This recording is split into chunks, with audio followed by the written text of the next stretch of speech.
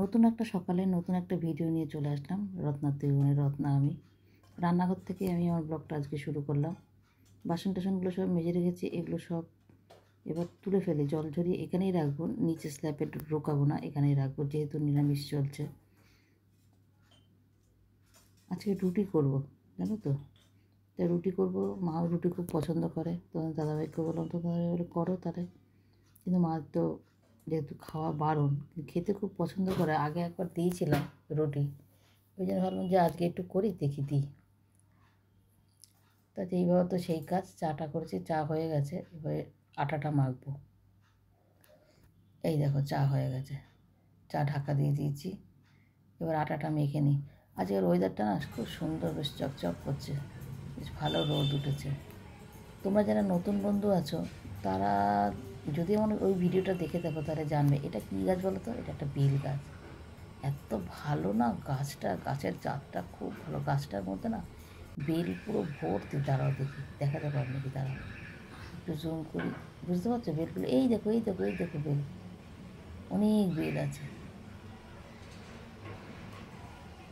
দেয় ও পাকলে টাকলে দেয়। এখানে সজনে গাছও হয়েছিল।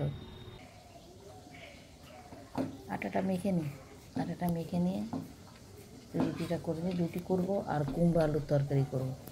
একটু কালো জিরার দরকার ছিল, তা থাক, কালো জিরা আনার দরকার নেই। পাঁচফোড়ন সোমবার দিয়ে কুমড়ো আলুর তরকারি করবো রুটির সঙ্গে। আর দেখি কি করি। এই দেখো তোমাদের দাদাভাই আমাকে কুমড়ো আলু কেটে দিচ্ছে। আমি মাটিতে বসতে পারি না গো।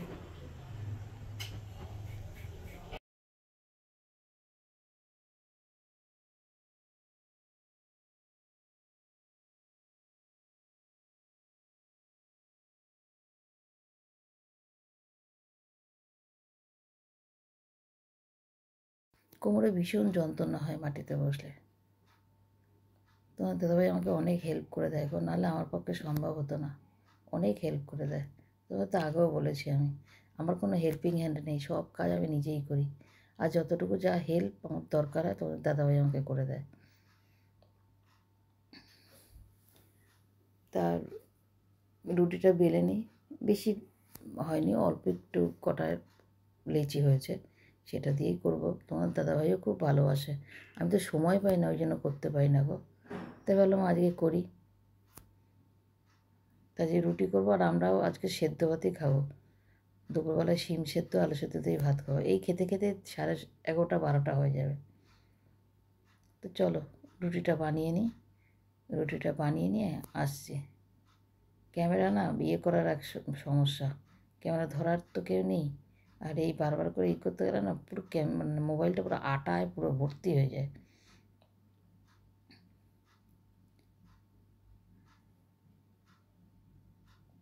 রুটি হয়ে গেছে।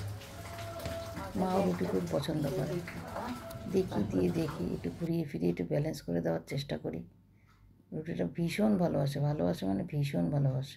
কবে থেকে বলছি একটু রুটি খেতে ইচ্ছা করে, একটু রুটি খেতে ইচ্ছা করে, না দিয়ে পারা যায় বাবা। আবার সেদিনকে এই দেখো রুটিটা হয়ে গেছে, সেদিনকে আবার বলছে এমনিও বাজো না অমনিও বাজো না, সব খাবো, সব খাই আমার রুটি না, এই সমস্ত বলছে। একটা রুটি হাত দিয়েই খাবো, রুটি হাত দিয়েই তৃপ্তি হয়, আমার রুটিটা ভালোবাসে। চলো আলুর তরকারি আর রুটি।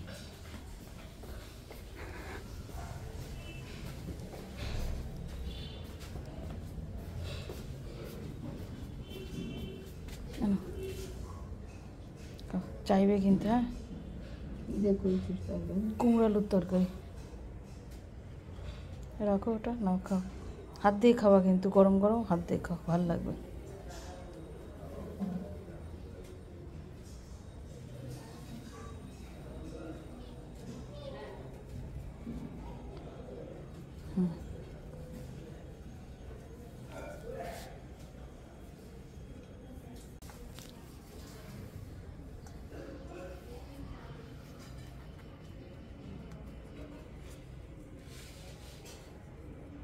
তো যাবে, খেয়ে দাও।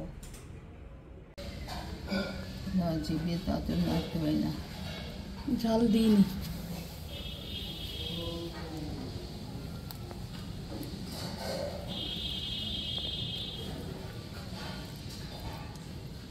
ভালো ভালো লাগছে মা?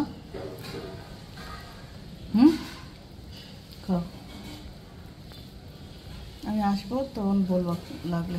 মা বলছে অর্ধেক দিয়ে রুটি, তো অর্ধেক কি অর্ধেক হয় রুটি? অর্ধেক এই একটা রুটি টুকরো টুকরো করে দিবে, হাতটা ভালো খাচ্ছে।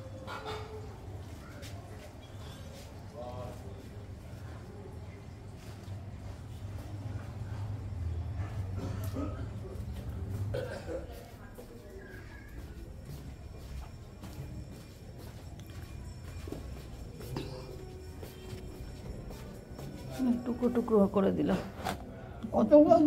অর্ধেক অর্ধেকই দিয়েছি, অর্ধেকটা হচ্ছে অর্ধেক দিয়েছি, ছোট ছোট টুকরো করে দিচ্ছি বলে তাই। খাও দুটো তো দুটো দিয়েছি না, খাও ভালো হয়েছে তো। তরকারি আর একটু দেবো, খাও।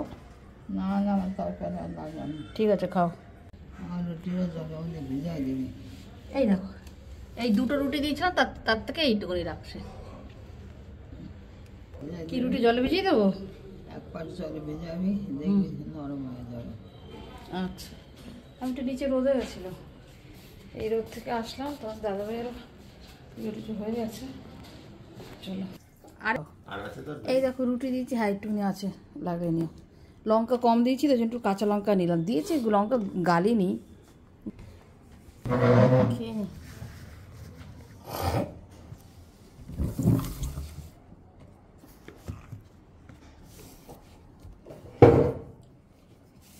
জল খেয়েছো আগে? এই তো খেলাম।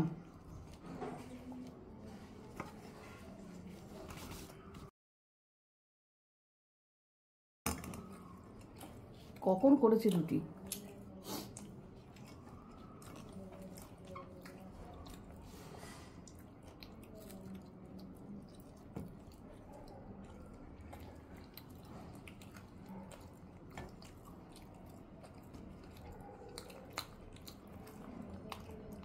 ব্রেকফাস্টে রুটি তরকারি মতো জিনিস আছে বলো, কিন্তু পেরে উঠি না। আমরা সবাই ভালো আছি, কিন্তু সময় পাই না।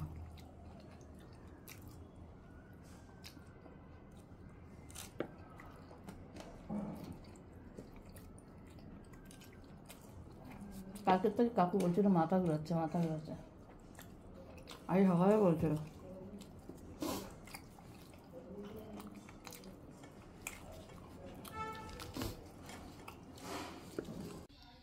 মা এই ওষুধ খাচ্ছে, ওষুধ খেয়ে কমলা লেবুটা খাবে, কমলা লেবুটা খেয়ে তারপরে শোবে, তারপর যখন উঠবে তখন সেদ্ধ ভাত খাবে। যেহেতু রুটিটা খেয়েছে একটুখানি ব্যালেন্স করে দিতে হবে, ওই ঢেঁড়স সেদ্ধ আলু সেদ্ধ দিয়ে খাবে, যখন উঠবে তখনই দেবো। পড়ে যাচ্ছিলো, এই লাঠিটা নিয়েছে, এই লাঠিটা নিয়েছে, লাঠিটা না এরকম করে ধরো একটা পাই করে এই এই এই কথা এরকম স্লিপ করে আছে। আমার দেখো ঘর তেল তেলে, দেখছো আলোগুলো রিফ্লেক্ট হয় কীরকম। আমি বলি কি পুরো এরম ফেলবে, এইরকম ফেলবে না, সে এইরকম ফেলেছে, এটা সরে গেছে। তারপর বাথরুমের দিকে যাচ্ছিলো, ওয়াশিং মেশিনটাকে ধরেছে, ওয়াশিং মেশিনের তলায় তো আবার চাকা দেওয়া, ও তো গড়গড় করছে, গড়াচ্ছে। আমি গেছিলাম বাসন ধুতে, মায়ের বাসন বলতে মায়ের খাওয়ার বাটিটা। তোমার দাদাভাই সেই ছুটে এসে সেই ধরে, তারপর আমি আসি। শুভ সন্ধ্যা। মাকে নিয়ে এবার বাথরুমে আমি দিয়ে আসলাম।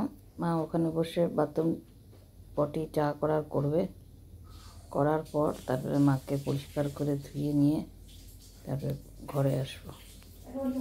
এসে তারপর এখানে ঢেঁড়স সেদ্ধ বসিয়ে দিচ্ছি, সেটা তোমাদের সঙ্গে শেয়ার করা হয়নি। এই শুধু ঢেঁড়স, আলু পছন্দ করে না, আলু খেতে চায় না মা। ওই ঢেঁড়সটা সেদ্ধ দিয়ে ভাত মেখে মাকে খাওয়াবো। আস্তে আস্তে যেন মা না অসাড় হয়ে যাচ্ছে, মাকে টেনে তোলা বসানো, মানে বসতেও যায় না, ধপাস করে বসে পড়ে, মানে শরীরেরটাকে ঠিক কন্ট্রোল করতে পারছে না, পাটাকে ফেলে এক জায়গায়, ফেলে আর এক জায়গায় পড়ে, পাগুলো বেশ ভার হয়ে গেছে। অনেক কষ্ট করে আমি বাথরুমে নিয়ে আসি, বাথরুমে নিয়ে এসে কোমোটে বসাই, জামা টামা সব খুলে টুলে বসাই, আবার সব হয়ে গেলে সব পরিষ্কার টরিষ্কার করিয়ে টুরিয়ে আবার সেই জামা টামা পরাই, করে নিয়ে আসি। এই আমার লাইফস্টাইল, তোমাদের সাথে শেয়ার করি। আমিও ক্যামেরাবন্দি করে রাখি, ভবিষ্যতে দেখতে পাবো। জানি না মা কতদিন আর বাঁচবে। এই কারণ, কথাটা বলার কারণ হচ্ছে আমার মতো ক্যান্সারের পেশেন্ট 24 বছর আগে অপারেশন হয়েছিল, ব্রেস্ট ক্যান্সার। সেটাই আবার ব্যাক করলো নাকি জানি না। সব ডাক্তার, সব ট্রিটমেন্ট, সব কিছু করা, কোনো কিছুতেই কিছু আবার হচ্ছে না। ওষুধ যে কত ওষুধ খায়, মা বলে আমার শুধু মুখে ওষুধের গন্ধ, সবসময় মুখে ওষুধের গন্ধ, মুখে রুচি নেই। আর এই বয়সে এসে নতুন নতুন সব রোগ ধরছে যেগুলো ছিল না কোনোদিনও। থাইরয়েড ঢুকলো, কোলেস্টেরল ঢুকলো, ভিটামিন ডি ডেফিসিয়েন্সি এখন হামেশাই লোকেদের হয়। কিন্তু থাইরয়েড, কোলেস্টেরল, থাইরয়েড বলতে সে হাই পাওয়ারের ওষুধ খায় মা, বুঝছো? কিন্তু আমার মা কোনো ওষুধ মানে রোগ ছিল না। এই শেষের দিকে এসে মায়ের একদম কম পাওয়ারের ওই প্রেশারের ওষুধ খায়। খুব সম্ভবত মনে ওইটার নাম অ্যামলোডাক 5, একদম কম পাওয়ারের। সবাই প্রেশার ধরা পড়েছে। আমার মায়ের শরীর এতটা ভালো ছিল, ওই অপারেশনের পরও শরীর অনেক সুস্থ ছিল। কিন্তু এই শেষের বছরের জন্য একদম পুরো শেষ হয়ে গেল গো, শেষ হয়ে গেল। মেয়ের বিয়ের সময় এমন হয়েছিল যে মেয়ের বিয়ে হয়তো পিছাতে হবে, মা বিয়ের হয়তো বাধা পড়ে যাবে এরকম। তখন কোলনের সমস্যা ধরা পড়লো। হাঁটতে কত কষ্ট হতে পারে, তাও আমি করি কেন, যে হাঁটলে তাও একটু করে পায়ের রক্ত চলাচলটা হবে। এখন এই ঢেঁড়স সেদ্ধ বসিয়েছি, ঢেঁড়স সেদ্ধ দিয়ে ভাত খাবে। তারপরে এখন বাজে কটা বলো তো, এখন বাজে 5:15। এখন ভাত খাবে, তারপরে এই 8টা বা 9টা নাগাদ বুঝে, তখন কিরম হজম হয়েছে বুঝে ফল দেবো। ভিডিওটা তাহলে আজকের মতন এখানেই শেষ করছি। কেমন? তোমরা মা বাবাকে দেখো, বয়সে মা বাবারা সত্যিই অসহায়।